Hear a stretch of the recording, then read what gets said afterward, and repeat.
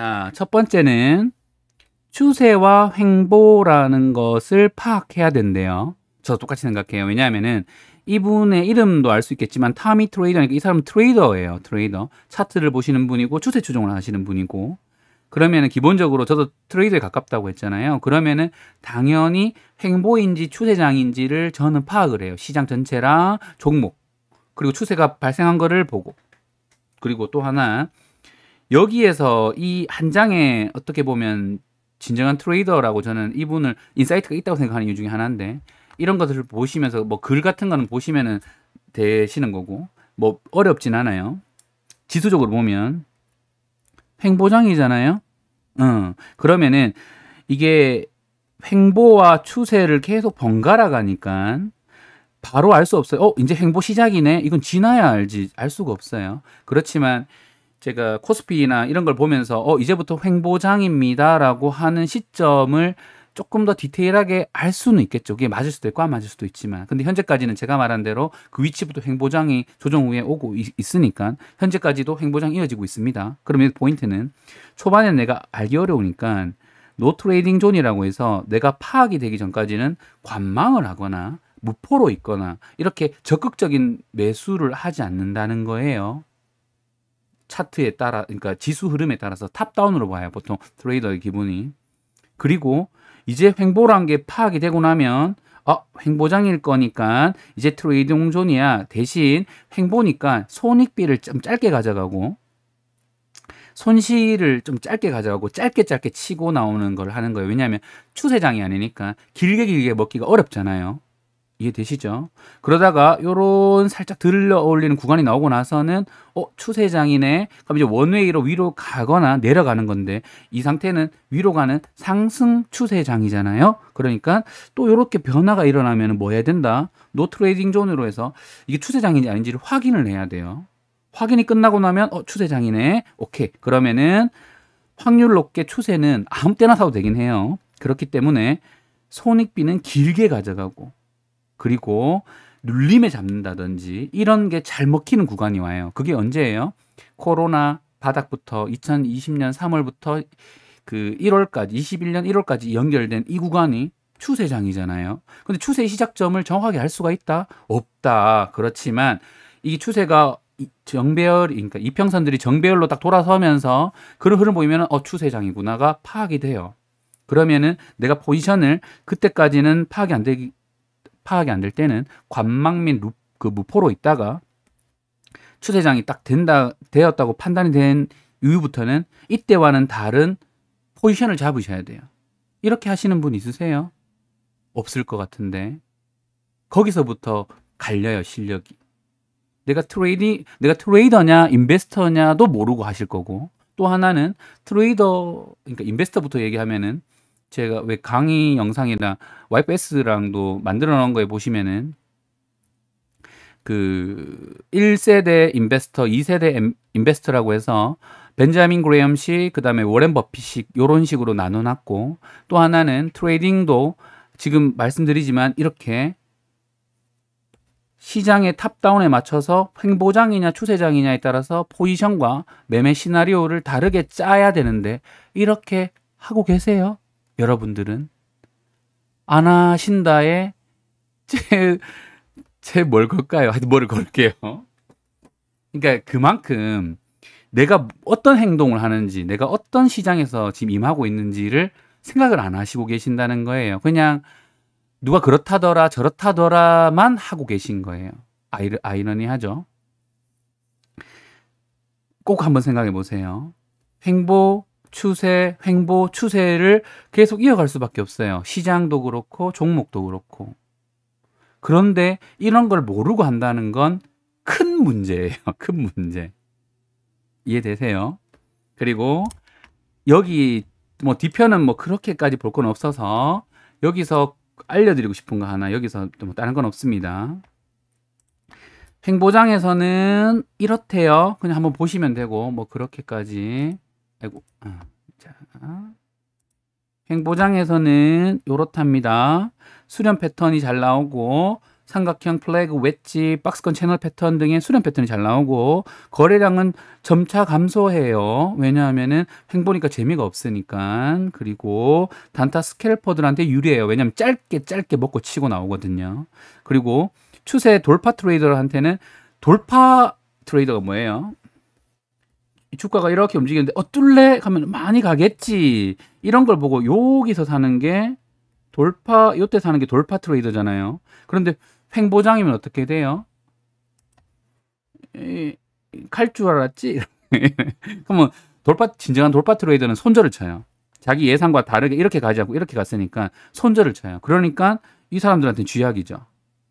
물려도 탈출 자리는 잘 나와요. 왜요? 떨어지니까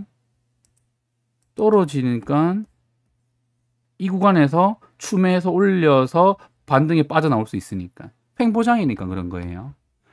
조금만 생각해 보면 이해가 돼요. 그 말은 내가 횡보장인지 아닌지만 이해하고 있어도 충분히 내 매매 시나리오와 전략을 더 디테일하게 세울 수 있다입니다. 이해되시나요? 자, 그 다음 추세장에서는 이것과는 다르게 횡보라는 기준에 벗어났으니까 어때요? 저항과 지지 혹은 고점 저점을 돌파를 했겠죠. 너무 당연하게. 그리고 강한 수렴 및 캔들일에서 시가 종가를 동시에 돌파하는 흐름이 나와요. 그리고 초반에 거래량이 붙고 갈수록 이렇게 나와요. 그게 무슨 말이냐면은 주가 흐름이 그렇죠. 미스터 손 요인은 제가 가르쳐 놨으니까 그렇게 했겠죠. 그래서 지금도 아마 크게 계좌가 안 깨지고 잘하고 있어요. 제가 알고 있기로는. 너무 당연해요. 이 말을 받아들이고 실행했냐 안 했냐의 차이예요. 왜냐하면은 항상 같은 말을 하고 있고 이 말이 맞는 말이니까. 그건 너무 당연한 얘기예요. 방법론적인 게 아니에요. 이것은 어떤 내가 세운 전제와 이 시장을 이해하는 투자 철학에 관한 문제거든요. 투자 철학이 없으면은 무너져요. 무조건 무너져요. 너무 확실해요, 그거는. 그냥 어떤 하나의 기법만 알아서 수익 나는 구간이 나올 수 있겠지만 언제든지 깨질 수 있어요. 너무 당연한 겁니다. 운으로 먹었거나 그것도 당연히 깨질 거고 내가 투자 철학이 있어야 이렇게 시장 상황에 맞춰서 내가 대응을 할 수가 있게 돼요. 꼭 한번 이해해 보세요. 그리고 이런 카운터 트레이더한테는 뭐 취약하다 이런 걸 한번 읽어보시면 다 이해가 되실 거고 여기서 그리고 이 공간에서 꼭 하나 말씀드리고 싶은 게 하나 있어서 여기 뭐라고 해놨냐면 자, 이 말을 제 기준에 의해서 해석해 드릴게요. 상대적인 개념이겠지만 정말 확신한 자리에서만 베팅을 하세요. 우리 할머니도 그렇게 할 줄 아는데 이 말이 맞는 말이잖아요. 그러면 확신이란 게 무엇일까? 얼마만큼 섬세하고 진중하고 내가 디테일할까? 30%만 가지고도 먹는 사람이 있고 진입을 하고 90%뭐 이렇게 쭉 된다는데 여기서 포인트. 이 말을 정리해서 제 기준으로 알려드리면 자 봅시다. 제가 드리고 싶은 말씀. 어떤 걸 살 때 자, 좋은 종목이란 것을 발견을 하고 타점을 잡고 내가 들어갔다고 쳐요. 그러면 잘 생각해 보세요. 저런 기준이란 게 무엇인가? 준비가 첫 번째 되어 있어야 돼요. 그 해당하는 종목에 대한 이해도, 그 다음에 차트 흐름에 대한 이해도, 그리고 나면 어떤 기분을 하시냐면 내 투자금이 뭐 100만 원, 500만 원, 1000만 원밖에 안 될지라도 뭐 사람마다 그 기준은 다르겠지만 그냥 대충 보통 다들 그냥 여기 중산층이 내지는 평범한 사람들이니까 한 1억 정도면은 한 종목 한 번에 1억 넣기는 조금 빡시잖아요. 그렇죠? 그런 기준으로 생각하시면 돼요. 이거는 내가 진짜 내가 투자금이 1억이라면 이 1억을 지금 박아야겠어. 넣어야겠어. 라는 생각이 드는 종목과 그런 흐름의 타점에서 사셔야 돼요. 이해되세요? 꼭 한번 생각해 보세요. 1억이란 기준으로 와 이건 진짜 사야겠어. 그런데 대부분 어떻게 사냐면은 누가 좋다고 하거나 뭐 영프가 좋다고 하거나 이러니까 가지 않을까? 또는 뭐 방송에서 뭐 좋다고 하니까 보니까 뭐 차트 좀 괜찮은 것 같고 좀 찾아보니까 와 이건 진짜 좋은 기업인 것 같아. 뭐 이런 생각이 드니까 근데 또 그냥 살려고 하니까 조금 무섭지 뭐. 그럼 어떻게 해요? 조금만 사볼까? 이러면서 뭐 한 100만 원, 뭐 200만 원, 한 500만 원 또 쓱 넣어보는 거지 뭐. 그렇죠. 그리고는 이렇게 말하죠. 정찰병 보냈어. 저는 그 말 진짜 이상하게 생각해요. 정찰병이란 건 알림으로 하셔도 돼요. 근데 사야지 신경 쓰이는 사람들이 있으니까 그까지 인정하겠습니다. 그러면 한 주 사세요. 한 주. 뭐 예를 들어서 예를 들어서 종목을 하나 보죠. 종목을 하나 보면 자 봅시다. 자 뭘로 할까요? 자 테이펙스 같은 걸로 해볼까요? 자 이런 생각이 들었어요. 여기 뚫으면 갈 것 같아 라는 생각이 뚫으면 갈 것 같아. 그렇죠. 그럼 뚫을지 안 뚫을지 이때는 알 수 없는 구간이잖아요. 그럼 뚫을 걸 예상하고 생각하는 사람, 저 같은 사람은 이거 지금 이런 흐름에서 분노도 나왔고 이런 추세에 와 이거 수급도 좋고 테이펙스라는 기업도 이해가 높고 하니까 야 이건 뒤져도 사야겠어. 이거 뚫는다. 그럼 1억을 박는 거예요. 1억 이상을. 무슨 말인지 되시죠? 그랬다가 가니까 오케이 내 생각대로 되었네 하면서 먹는 거예요. 이게 가장 중요한 거. 그런데 내가 공부한 게 아니고 누구한테 주워 들었거나 이래서 잘 몰라요 이 기업을. 그럼 어떻게 돼요? 여기서 1억 박으실 수 있겠어요? 못 박잖아요. 그러니까 어떻게 해요? 정부 잘 맞추던데 갈 것 같은데 혹시 모르니까 100만 원치만 사보자. 가니까 더 살 걸. 이런 거 하시잖아요. 그런 거를 혹시나 생각하시는 분들은 다시 시작해야 돼요. 절대 돈을 못 벌어요. 왜냐하면 내가 생각하는 이 자리에 똑같은 100만 원을 넣더라도 정말 1억을 박아야겠어 라는 이거는 진짜 박아야 돼 이런 생각이 들어서 내 투자금이 100만 원밖에 없어서 100만 원을 박는 사람과 투자금이 1억인데 갈 것 같은데 싶어서 100만 원 사고 나서 가니까 더 살 걸 이라는 사람은 달라요. 완전히 달라요. 절대 확실하게 말씀드리지만 그 사람은 10년 못 버텨요. 절대 못 버텨요. 언젠가 계좌가 망가지고 그 사람이 많이 비중을 실는 종목들은 어떤 종목이냐면 조금 샀는데 뭐 이런 거지 뭐 할 줄 모른다 해야 되나 볼 줄 모르나 뭐가 맞을까요? 여러분들 많이 물린 거 신풍제약 이런 거 많이 물렸나? 이런 거 많이 물렸을 거니까 볼까요? 이렇게 하는 거죠. 이렇게 어떤 생각이냐면 어느 순간 이렇게 이런 데 샀다가 물리고 나서 이거 본전 오는가 봐. 박살나니까 무너지니까 이제 마이너스 보면 가슴 아프니까 뭐 해요? 더 사요 그냥. 그러다 보면은 내 투자금의 비중이 가장 높은 게 여기 들어가 있어요. 이 위치에. 그러니까 아무 대응이 안 되고 입 벌리고 신풍제약 어떻게 해야 되나요? 종목 토론실 가고 왜 빠지나요? 오늘 뭐 뉴스 나왔던데 왜 반등하다가 밀리나요? 이런 거를 행동을 하고 있는 거예요. 아이러니하죠. 무엇인가를 매수하기 전에 내가 1억을 정도를 박는다라는 생각으로 하려면 내가 적어도 그 종목에 대한 이해가 있어야겠죠. 종목에 대한 이해라는 건 딱 내가 1억을 받겠어 했을 때 두렵지 않아야 돼요. 그럼에도 불구하고 손절이 나올 수도 있겠죠. 그래서 그때 말씀드렸지만 적절한 투자금이란 게 그럼에도 불구하고 손절가가 왔을 때는 내가 손절을 쳤을 때 아프지 않은 금액, 머리가 하얘지지 않는 금액, 그냥 살짝 아픈 금액, 기분 나빠 이 정도, 뭘 잘못했지라는 걸 되돌아볼 수 있는 정도, 그 정도가 적절한 투자금이에요. 수익이 200%, 300%, 500% 난 거에는 내 빤스까지 팔아서 사야죠. 그런데 하한가 맞는다는 기준으로 내가 1억 넣었을 때 하한가 맞으면 얼마예요? 13,000만 원이죠. 그러면은 가슴 아프다. 내가 뭘 잘못 봤지? 이 정도면은 1억 박으셔도 돼요. 그런데 3천만 원 갑자기 마이너스 보고 손절도 안 되고 머리가 하얘지고 어떻게 해야 될지 모르겠다는 생각이 들면 투자금이 잘못 설정되신 거예요. 이해되시죠? 그건 투자금에 대한 기준. 그렇지만 살 때는 내 투자금이 마이너스 30% 맞아서 한 300만 원까지는 내가 손절할 수 있어. 기분은 더럽지만 그러면 1,000만 원을 투자하시면 돼요. 그렇지만 살 때는 1억 몇 억을 박는다는 생각으로 그런 종목을 사셔야 돼요. 이해되세요? 이거는 진짜 여러분들에게 해드리고 싶은 말이에요. 그런 게 저는 1억 박는다 생각하니까 사지지가 않아요. 못 사겠어요. 라는 얘기가 온다면 무슨 말이냐면 준비가 안 되신 거예요. 심리적으로든 어떤 실력적으로든 준비가 안 되신 거예요. 준비가 안 되셨으니까 어떻게 해야 돼요? 투자를 안 하시고 계셔야 돼요. 공부를 더 하셔야 돼요. 뭐가 그렇게 급하다고 그렇게 급하게 해요? 이분도 여기 적어 놓으셨지만 여기에 엄청 중요한 말이 하나 있는데 이게 중요한 말이에요. 노 트레이딩 존이라고 해서 내가 무포와 관망을 할 수 있는 거. 현금 조금만 생겼다 하면은 뭐든지 살려고 하는 그 태도를 버리셔야 돼요. 이상한 행동이에요. 첫 번째. 항상 말씀드리지만 현금보다 뛰어난 픽은 잘 없습니다. 그런데 와 이건 진짜 1억 박아야겠어 라는 생각이 드는 종목과 타점이 온다면 그걸 사세요. 그건 현금보다 뛰어난 종목이니까.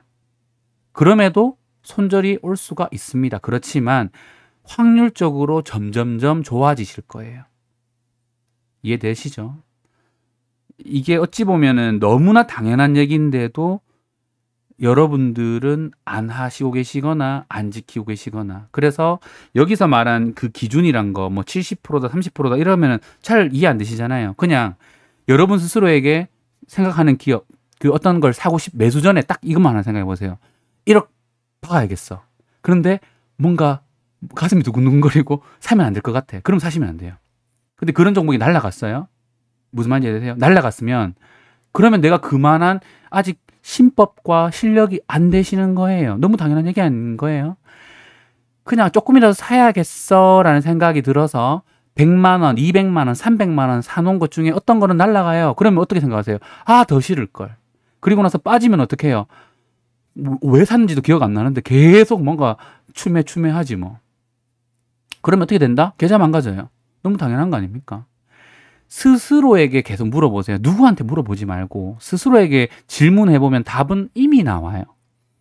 여러분들이 스스로 자문하면 답은 나오게 되는데 계속 자기 합리화를 하세요. 왜냐하면은 생각에 관한 생각 프로젝트에 나오는 그런 오류들을 인간들은 계속 범하고 있으니까. 데니얼 캐너만의 그 책을 보시길 원합니다. 바랍니다. 그 정도 나오는 것만 내가 그런 인간의 오류를 투자에 적합하지 않은 뇌를 갖고 있구나라는 걸 인지만 하고 있어도 훨씬 좋아지실 거예요. 사후 편향, 확신 편향 등등 이런 것들만 안 하셔도 됩니다. 그럼 고치는 방법은 명확한 기준을 가지시는 거예요. 방금 말했듯이 사기 전에 1억 박는다 생각을 해보세요. 쉽게 사지는가. 그 말은 진짜 그만큼 준비가 되어 있으시고 나서 하셔도 진짜 안 늦으세요. 요이가 방금 말했지만 제가 예전에 설명했잖아요. 1차 단계는 나를 설득할 수 있어야 되고 내가 설득되고 나면은 다른 사람을 또 설득할 수 있어야 되고 그리고 나서는 이거에 리스크한 건 없는지를 3차로 한 다음에 그렇게까지 고민했으니까 종목이 선택됐잖아요. 그렇게까지 선택이 된 거가 타점 흐름이 나왔을 때 사는 거예요. 관종을 그래서 뽑아놔야 되는 거고 관종 관리가 진짜 중요해요. 관종을 끊임없이 업데이트해가면서 신선하게 만들어놔야 그런 종목들이 내가 한테 타점을 줬을 때 두근거리면서 왔어. 1억을 박아야겠어. 라는 생각이 들면서 사면 갑니다. 갈 확률이 매우 높아요. 또 하나 매수 전에는 제가 방금 말씀드린 것처럼 많은 보수적으로 꼼꼼하게 따지세요. 그런데 사고 나면 단호해지셔야 돼요. 심플해지시고 사고 나면은 내 매매 시나리오에서 투자 의사결정 과정에 미쳤던 팩트, 과정 이런 것들이 깨지지 않았는지 그 다음은 주가의 흐름은 내가 생각하는 선을 지키면서 유지되고 있는지 거래량 등 이런 걸 보면서 그 다음부터는 심플해지셔야 돼요. 복잡하시면 안 됩니다. 이해되시죠? 꼭 받아들이셨으면 좋겠어요. 어려운 얘기 아니잖아요. 꼭 하기 전에 한 번쯤은 생각해 보셨으면 좋겠습니다. 그래야지 종목 백화점이 안 되고 돈이 되기 시작해요. 압축적으로 되니까. 제가 예전에도 설명드렸죠. 종목을 10종목 또는 여러 종목을 하는 이유는 딱 하나입니다. 리스크 관리 때문에. 리스크 관리는 내가 실력이 없어서 하는 거예요. 이해되시죠? 실력이 없으니까 종목을 여러 개 하는 거예요. 그러니까 실력을 쌓으면서 종목을 압축적으로 가는 노력을 하셔야 돼요. 처음에는 뭐 20종목이든 10종목이든 최대 종목을 하면서 혹시나 하한가 맞더라도 내 계좌에 크게 안 아프게 하는 걸로 조절을 하시지만 시간이 지날수록 압축적으로 하셔야 돼요. 압축적으로. 관리하는 종목, 오히려 진짜 그 관심 종목을 타이트하게 관리하시고, 내가 사는 건 진짜 그렇게 관리하던 종목 중에서 딱 타점 온 것만, 이거는 사야겠어. 꼭 사야겠어. 1억을 실어야겠어. 라는 것만 내 투자금 그 하한가 맞아도 안 아플 정도의 금액으로 사시는 겁니다. 진짜 여러분들한테는 요이나 뭐 이제 뭐 몇몇 회사나 아니면 그냥 만나서 하는 이런 분들 제가 그냥 가르친다라고 표현을 하는 이유가 별건 없어요. 그게 전달하기 편해서. 근데 뭘 하냐면은 기본적인 건 이런 책을 봐, 이런 걸 해, 뭐 모르는 뭐가 막혀 이런 걸 얘기해 줄 뿐이고, 한 번씩 오히려 요이한테는 요즘에는 요이가 바빠서 얘기를 많이 못 하지만 이전에는 뭘 많이 얘기해 줬냐면은 이런 부분에 대해서 당연하게 고민할 문제들, 그 고민할 문제를 어떻게 얘를 이해시킬까에 대해서 요이한테 막 요이가 스타크래프트를 잘하거든요. 그래서 스타크래프트로 설명을 해줬어요. 그런데 여러분들은 어쨌든 제 방송이 라방을 하거나 하면 오시는 분들이잖아요. 이 분들은 평일 이 시간에 11시 반에 전 대단하다고 생각해요. 그렇기 때문에 받아들일 준비가 돼 있다고 생각하고, 그렇기 때문에 한 번쯤 제 얘기를 한 번쯤 되돌리면서 한번 받아들였으면 좋겠어요. 제가 뭔가 이런 위치면은 5일선에 사세요, 뭐 10일선에 사세요, 이런 기법적인 얘기를 하는 게 아니잖아요. 그런데 투자를 이어가시다 보면 투자 철학이 있다는 거, 기준이 있다는 거, 전제 조건을 어떻게 세웠냐라는 게 정말 큰 차이를 보일 겁니다. 이건 확실해요. 뭐 증명하고 있는 사람들이 몇 명 있잖아요. 확실히 달라져요. 확실히. 꼭 고민해 보세요. 꼭 그런 거 부탁드립니다. 자, 그럼 됐고.